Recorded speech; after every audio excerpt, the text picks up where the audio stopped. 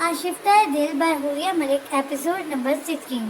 وہ دم سادے اس کے سینے سے لگی اپنی دھڑکنوں کو شمار کر رہی تھی۔ جب اس کی مضبوط انگلیوں کا ناپس اسے اپنے بالوں میں محسوس ہوا تو اس کی دھڑکنیں سست پڑنے لگیں۔ اسے احساس ہوا کہ اب بھی اگر اس نے مزاحمت نہ کی تو وہ ہر حد پار کر جائے گا۔ یہی سوچ کے اس نے اس کے سینے سے سر اٹھاتے ہوئے پرے ہونا چاہا، لیکن ناکام رہی۔ وہ بہت سہولت سے اسے بازو کے احسان میں بھی اس کی چوٹی ہوئے گندے بالوں کے بل کھولتا اس کی دھڑکنوں کو سست روی کا شکار کر رہا تھا۔ ایسا نہیں کریں پلیز۔ وہ اس کے بازو پہ ہاتھ رکھتے ملتجی ہوئی تو اس نے نظر اٹھا کے اس کی آنکھوں میں دیکھا۔ مقابلے کی آنکھوں سے لپکتے جذبات کی شدت سے گھبراتے ہوئے اس نے فوراً پلکوں کی چیلمن گرا دی اور بہت بے دردی سے اپنا نچلا لب کچلنے لگی۔ یہ کام میرے لیے چھوڑ دیں۔ اس کے دانتوں کی گرفت سے لب آزاد کروا کے وہ بے باک لہجے میں بولتے ہوئے اس کے لب اپنے انگوٹھے سے مسلتے اس کا چہرہ شرم و حیا سے گلال کر گیا۔ اب آپ انتہائی بے شرم انسان ہیں، پیچھے ہٹیں۔ وہ اپنی حیا کو جھنجھلا کے پردے میں چھپاتی بیزاری سے بولی اور اس کا ہاتھ جھٹکنے لگی، لیکن اس نے بہت تندہی سے اس کے ہاتھ اپنی گرفت میں لیتے ہوئے اسے ایک جھٹکے سے واپس اپنے سینے سے لگایا۔ جتنے انتقام کے لیے آپ سے شادی کی ہو اس سے ہر طرح کی بے شرمی کی توقع رکھنی چاہیے عائشہ بی بی، سکون سے کہتے ہوئے وہ اس کے اوپری لب کے کنارے پہ جگمگاتے تیل پہ جھکا اور اسے باور کرواتا چلا گیا کہ آج کم از کم فرار ممکن نہیں ہے۔ ایمان پلیز۔ جب دو دستور لب کی گستاخیاں بڑھنے لگی اور وہ اس کی شہ رگ کو اپنے لب سے دہکانے لگا تو بے ساختہ اس کے لب سے سرائے۔ آپ کے انہی دو لفظوں نے 2 سال پہلے بھی مجھے ہر حد پار کرنے پہ مجبور کیا تھا اور آج بھی یہ مجھے بہکنے پر مجبور کر گئے ہیں۔ بوجھل لہجے میں کہتے ہوئے اس نے اس کی ٹھوڑی کے نیچے اپنے لب جمائے۔ اس کی سانسیں اکھڑنے لگی جبکہ بے یقین نگاہیں اس پہ مرکوز گویا اس کے کہے لفظوں کو کے مفہوم کو سمجھنا چاہتی تھی۔ غسل کے لمحات میں آپ کے ہونٹوں میں میرا نام نکلنا مجھے ہر شے سے زیادہ عزیز لگتا ہے۔ اس کے ہونٹوں کو نرمی سے چھوتے ہوئے وہ بنا اسے سنبھلنے کا موقع دیے اس کے سنہرے بال تکیے پہ بکھیرتا اسے پیچھے کو لٹا گیا۔ وہ جو اس کے کہے لفظوں کے اثار میں کھوئی ہوئی تھی اسے ایک دم سے خود پہ حاوی دیکھ کے بوکھلا اٹھی۔ یہ رات بہت انمول ہے، اسے فضول کی بدگمانی میں ضائع نہیں کریں عائشی، کیونکہ اس رات کے بعد حجر کی ایسی فصیل اگنے والی ہے جسے پالٹنا مشکل ہوگا ہمارے لیے۔ اس کے ہاتھوں کی انگلیوں میں اپنی انگلیاں پیوست کرتے ہوئے وہ بھاری مگر پراسرار لہجے میں بولتا اس کی ریڑھ کی ہڈی تک کو تھرتھرا گیا، لیکن اس سے پہلے کہ وہ اس سے اس بابت کوئی سوال کر پاتی وہ اس پہ پوری شدت سے جھکا کاملیت کی حد کو چھونے لگا، جبکہ وہ ہر مزاحمت کو فراموش کرتی اس کے ہاتھوں پہ گرفت مضبوط کرتی جذبات کی طغیانی میں بہتی چلی گئی۔ سین چینج۔ بڑی حویلی کے ہال میں اس وقت سبھی اکٹھے براجمان تھے اور بہت مضطرب نگاہوں سے حسن صاحب کو دیکھ رہے تھے جو آج بہت دنوں کے بعد گھبرائے گھر آئے تھے۔ یہ آج طاہر سرکار کون سا دھماکہ کرنے والے ہیں؟ وہ سب جو نورے کی موت سے پہلے ہی بہت پریشان تھے، ایسے میں حسن صاحب کی اچانک بلاوے پہ سب کے ہی دلوں میں سوال پیدا ہو رہے تھے۔ ہمارا خاندان اس وقت کن کلیشز کا شکار ہے اور جو کچھ مزید ہوگا اس کے لیے آپ سب کو ذہنی طور پہ تیار رہنا ہوگا۔ حسن صاحب نے تمہید باندھی تو آغا جان نے ضبط سے انہیں دیکھا۔ کل عائشہ واپس حویلی آ جائیں گی۔ بالآخر انہوں نے دھماکہ کیا تو سب نے ایک ساتھ انہیں دیکھا، گویا ان کی بات سمجھنے کی کوشش کی۔ کیا مطلب کہ وہ حویلی آ جائے گی؟ اقدس بیگم نے کسی انہونی کے خیال سے پوچھا تو وہ ایک نظر انہیں دیکھ کے اپنے الفاظ کو ترتیب دینے لگے۔ میں نے یہ کہا کہ کل عائشہ واپس یہاں حویلی آ جائیں گی۔ انہوں نے دوبارہ سے اپنے الفاظ پہ زور دیا تو اقدس بی بی کا کے دل پہ ہاتھ پڑا۔ ایسے کیسے وہ واپس حویلی آ سکتی ہے؟ بیٹا ہے ایک اس کا، اور اب 8 سال بعد وہ ایسے کیسے اسے بیچ سکتے ہیں؟ بیٹی کا خوبصورت چہرہ ان کی آنکھوں کے سامنے گھومنے لگا جبکہ باقی سب خاموش تماشائی بنے اس اچانک آن پڑنے والی افتاد کے بارے میں سوچ رہے تھے۔ لال حویلی والوں کی بیٹی آپ کے بیٹے کے نکاح میں ہوتے ہوئے قتل ہوئی ہے، ایسے میں آپ سمجھتی ہیں کہ ہماری بیٹی کو وہاں پھولوں کی سیج پر بٹھایا جائے گا؟ ان کے بے رحم الفاظ پہ ان کے دل کو دھکا سا لگا جبکہ نگاہوں میں اس شخص کا چہرہ گھومنے لگا جس کے ہاتھوں میں بیٹی کا ہاتھ تھمایا تھا۔ تو کیا وہ اتنا کمزور نکلنے والا تھا؟ ان کا دل بے ساختہ شکوہ کا نہ ہوا، لیکن لب اب خاموش تھے۔ میں چاہتا ہوں کہ آپ سب اس کی ذہنی طور پر تیار اس کے لیے ذہنی طور پر تیار رہیں اور عائشہ سے کسی بھی قسم کے سوال و جواب سے گریز کریں۔ انہوں نے اپنے مخصوص انداز میں حکم جاری کیا اور اپنی جگہ سے اٹھنے لگے، لیکن اس سے پہلے کہ وہ ہال کی دہلیز پار کر پاتے، آغا جان نے انہیں مخاطب کیا۔ حماس کو کہو کہ مجھے کل ہر حال میں آ کے ملے۔ ان کے دو ٹوک لہجے میں چھپی ناراضگی کا سبب جانتے بوجھتے وہ اسباب میں سر ہلاتے وہاں سے چلے گئے، جبکہ باقی زبانے والے جماعت کو سوچتے ایک دوسرے سے نگاہیں چرا رہے تھے۔ سین چینج، وہ اس پہ جھکا، اس کے ہاتھوں کو گرفت میں لیے اس کے زخموں پہ مرہم لگا رہا تھا۔ جب رنگ ٹون کی آواز پہ اس نے گہری سانس لے کے اسی کریم والے ہاتھ سے ہی موبائل نکالا تو اسکرین پہ بلنک کرتے نمبر کو دیکھ کے اس کے ماتھے پہ بل پڑ گئے۔ کیا افتاد آن پڑی ہے! خلاف عادت بنا سلام کے وہ درشت لہجے میں بولا تو دوسری جانب سے نہ جانے کیا کہا گیا کہ اس کی گرفت اس کے ہاتھوں پہ مزید مضبوط ہو گئی، جس کے سبب وہ درد برداشت نہ کر پانے کی وجہ سے سسک اٹھی۔ درد ہو رہی ہے مجھے، اس نے پوری قوت سے بولتے ہوئے اپنے ہاتھ سے اس کی گرفت سے چھڑوانے چاہے۔ جب وہ اس پہ دباؤ ڈالتا اس پہ جھکا، ڈونٹ موو، موبائل منہ سے قدرے فاصلے پہ کرتے وہ سرگوشی کے انداز میں بولتا، واپس کال کی طرف متوجہ ہوا۔ ان کے کہنے کی فکر مت کرو، بیوروکریٹ صاحب کو یوں ہی عادت ہے حکم جاری کرنے کی، ایسا کچھ ہونے سے پہلے میں اس کی جان لے لوں گا۔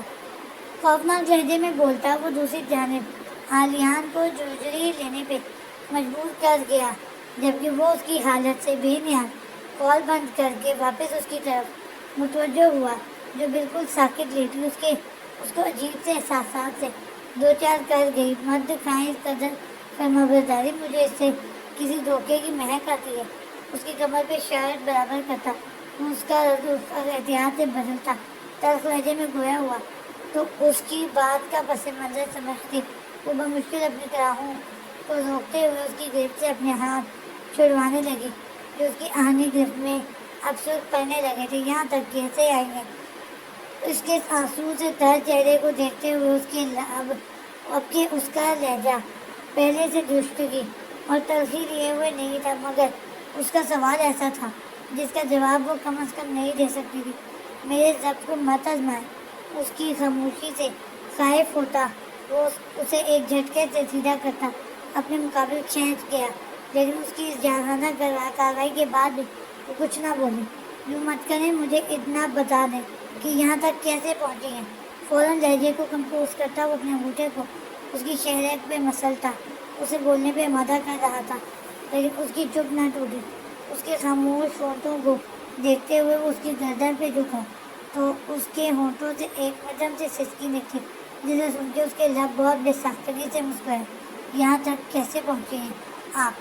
اپنا سوال دہراتے ہوئے اس نے بے لگام لبوں کی مہر اس کے کندھوں پہ لگائی تو وہ ہونٹوں کے دہتے لمس اور بڑھتی شیف کی چبھن سے گھبراتی ایک دم سے تڑپ اٹھی۔ آپ، اس نے آواز بھاگتا اور نگاہوں سے اس کی جانب دیکھا، جو آج چہرے پہ کچھ کر گزرنے کا عزم لیے اس پہ جھکا، اس کی دھڑکنوں کو سست روی کا شکار کر گیا۔ میں اب بھی انہیں الفاظ پہ قائم ہوں کہ ابھی میرے مطلوبہ الفاظ کے علاوہ کچھ مت بولیے گا۔ میرے اندر کا کمینہ انسان جاگ جائے گا۔ اس کے خلاف اس کی شفاف گردن پہ نمودار ہونے والے گلابی نشان پہ انگلی پھیرتا وہ سر لہجے میں گویا ہوا تو اس کے وجود میں فریری سی دوڑ گئی، اور پھر اس سے پہلے کہ وہ دوبارہ سے اس کی گردن کو نشانہ بناتا اس کے لب بہت بے ساختگی سے ہلے اور ان سے نکلنے والے نام کو سن کے اس کی آنکھوں کی پتلیاں ساکت ہوئیں اور اگلے ہی پل اس کے پورے وجود میں انگارے سے دہکنے لگے۔ وہ اس کو وہیں چھوڑتا تیزی سے اٹھا اور لمبے ڈھگ بھرتا دروازے کی جانب بڑھا۔ اس نے ڈور نوب پہ ہاتھ رکھا ہی تھا کہ کچھ سوچ کے مڑا۔ جو کچھ آپ نے کیا ہے اس کا کفارہ آپ ہی ادا کریں گی۔ فیصلہ میں کروں گا کہ وہ کفارہ آپ کا وجود سانسیں لیتے ہوئے ادا کرے گا یا پھر بات ادھوری چھوڑتا وہ اس کی سانسوں کو بھی وہیں ساکت کرتا۔ دروازہ کھول کے باہر نکل گیا۔ سین چینج، گلاس وال سے سجے اس کمرے میں بڑی اسی میز کے گرد بیٹھے ان افراد کے چہرے پہ خوف، غیظ، پریشانی اور تنفر کی ملی جلی کیفیات دور سے ہی نظر آ رہی تھی۔ اب سب اتنے ہی فارغ ہیں کہ ایک انسان کے دیے گئے فضول سے بیان کے سچ ثابت ہونے کا انتظار کریں۔ بیٹھ کے سربراہی کرسی پہ بیٹھی مغربی یونین کی نمائندہ کیتھرین ایریکا نفرت انگیز لہجے میں اسکرین پہ چلتی نیوز کو دیکھتے ہوئے بولی تو سب نے ہی گردن گھما کے اس کی جانب دیکھا۔ آپ کی بات درست ہے، لیکن ہم اس کی گزشتہ پروگریس کو دیکھیں تو ہم اس بیان کو بس لفاظی نہیں سمجھ سکتے۔ ان میں سے ایک شخص نے کہا تو اس نے نخوت سے سر جھٹکا۔ اس شخص کو سر پر چڑھانے کی ذمہ داری بھی تم لوگ ہو۔ کہاں ہے وہ احمق انسان جس سے کوئی ڈھنگ کا کام کرنے کی بجائے اس کی بیوقوف بیوی کو بولا بنایا؟ کیتھرین کو بہت برے وقت میں باس کی یاد آئی۔ وہ اپنے کام میں ہی مصروف ہیں۔ وہاں بیٹھے نفوذ میں سے ایک ہی نے ہی نبے تلے انداز میں جواب دیا، کیا اب کی کوئی دوسری بیوی دریافت کرے گا؟ اسے کہو کوئی پلان ہے تو اس پہ عمل کرے، اور اگر وہ شخص واقعی کل ملک کی احتجاج کرنے والا ہے تو اس کے پاس ایسا کیا ہے جس کی بنا پہ وہ اتنا پرسکون ہے؟ اگر اس ملک کی احتجاج کے بعد 20% عوام بھی اس کے ساتھ ہو گئی تو میں تم سب کو خود موت کے گھاٹ اتار دوں گی۔ ظاہری طور پہ اسے کچھ نہ گردانتی، وہ بھی لاشعوری طور پر اس بات سے خوفزدہ تھی کہ اگر اس نے کل ایکشن لے لیا تو ان کے لیے پرابلمس بن سکتی ہیں۔ میڈم، اگر کل ہم کسی طرح سے بھی اس کے ارادے سے باز نہ رکھ پائے تو ہمارا اگلا پلان کیا ہوگا؟ اسے دیکھتے ہوئے اس کے دائیں جانب بیٹھے شخص نے استفسار کیا تو اس کے چہرے پہ ترختگی سی چھا گئی۔ شوٹ ایٹ دا سائٹ، وہ حکمیہ انداز میں کہتی اپنی نیلی آنکھیں اسکرین پہ مرکوز کر گئی جہاں کی مین ہیڈ لائنز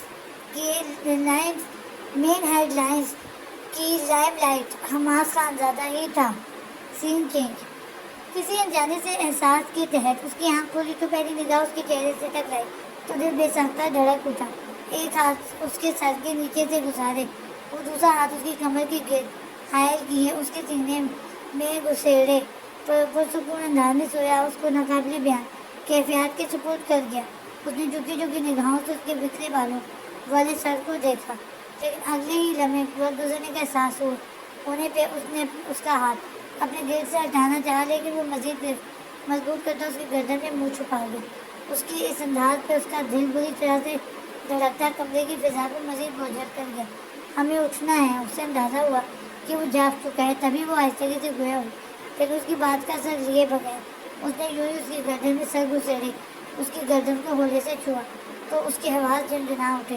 پاگل ہو گئے ہیں آپ؟ ایک حواس باختہ نگاہ کھڑکیوں سے چھن چھن کر اندر آتی دھوپ کی کرنوں پہ ڈالی اور دوسری نگاہ اس پہ ڈالی جو صبح پھر سے اس کے حواسوں اور اعصاب بکھیرنے کی تیاریوں میں تھا۔ آپ کو لگتا ہے کہ آپ کی قربتوں میں رہنے والا شخص ہوش مند ہو سکتا ہے؟ نیند اور جذبات کی شدت سے بوجھل خمار آلود آواز اس پہ مستزاد بالوں میں سرسراتا اس کا لفظ اور انتہا کی قربت اسے ایک بار پھر ہوش سے بیگانہ کر دینے کو تھی، لیکن اس سے پہلے کہ یہ ساحر پھر سے اسے اپنے جال میں الجھاتا، ایمان کے موبائل پہ کے بعد دیگر بہت سے میسیجز کی ٹیون بجی، جنہیں سن کے اس نے یوں ہی اس پہ تسلط جمائی ہاتھ بڑھا کے موبائل پکڑا اور پھر بے توجہی سے ہی بنا نمبر پہ غور کیے میسیجز دیکھنے لگا۔ پہلا میسیج ہی کوئی وائس نوٹ تھا جسے اس نے اوپن کرتے ہوئے چہرہ اس کے چہرے پہ جھکایا ہی تھا کہ موبائل سے آتی آواز نے دونوں کو ہی عالم مدوشی سے تلخ گیتوں کی کہ دہشت میں لا پٹکا۔ عجیب بات ہے کہ حماس خانزادہ جیسے دشمنی میں نور خانزادہ جیسی بہن کو قتل کر دیا، لیکن حماس خانزادہ کی بہن کو پہلو سے لگا رکھا ہے۔ شیطانی سے بھرپور مردانہ باری آواز میں کہے الفاظ پہ عائشہ نے بے یقینی سے اسے دیکھا جو موبائل بیڈ پہ پھینکتا اس کی سمت متوجہ ہوا۔ عائشہ میری اس کے چہرے کو دونوں ہاتھوں کے حالے میں لینے کی کوشش کرتا ہوا وہ بولا تو اس نے ایک جھٹکے سے اس کے چہرے پر پڑے ہاتھ پرے کرتے ہوئے نفرت سے اسے دیکھا. Don't dare to touch me. Iman Khanzada اس کی شرٹ سے آزاد سینے پہ ہاتھ رکھ کے اسے پرے دھکیلتی ہوئے پھنکارتے ہوئے اسے دکھ اور بے بسی کی غمی گہرائیوں سے دھکیلتی چلی گئی. جاری ہے.